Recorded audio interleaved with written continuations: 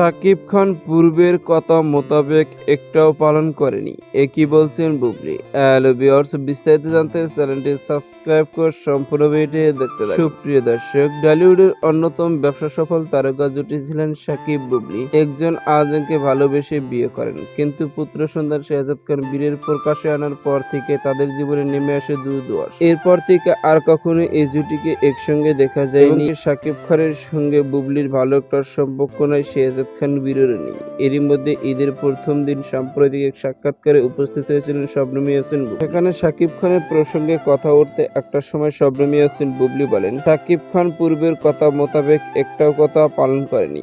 শাকিব খানের সঙ্গে যখন আমার প্রথম চলচ্চিত্র জগতে আসে, তারপর শাকিব খান চেয়েছিল আমার সঙ্গে এদিকে জুটি করবে। যখন আমাকে বিয়ে করে তখন বলেছিল সারা জীবন আমার সঙ্গে, এবং সন্তান শাহজাদ খান বীরকে সারা জীবন দেখাশোনা করবে এবং যতই বিপদে আপদে আসুক না কেন সারা জীবন আমাদের পাশেই থাকবে। কিন্তু সেই কথাগুলো একটাও রাখেনি শাকিব খান। শুধু এই কথা নয়, পূর্বে যে কথাগুলো আমাকে দিয়েছিল একটা কথা শাকিব খান পালন করেন, শুধুমাত্র আমার সাথে ছলনা করে আমাকে দূরে ফেলে দিয়েছে। সর্বশেষ শবনম ইয়াসমিন বুবলি বলেন, শাকিব খান চাইলে সবকিছু সম্ভব হতো, শাকিব খান চাইনি বলে আমার সঙ্গে সম্পর্ক এমন বিচ্ছিন্ন। একাধিক মন্তব্য শবনম বুবলির। তো সুপ্রিয় দর্শক, ভিডিওটি আপনার কাছে ভালো লাগলে একটা লাইক দিন। নিত্য নতুন ভিডিও আপডেট পেতে চ্যানেলটি সাবস্ক্রাইব করুন। আমার সঙ্গে ধন্যবাদ। পুরো ভিডিও করার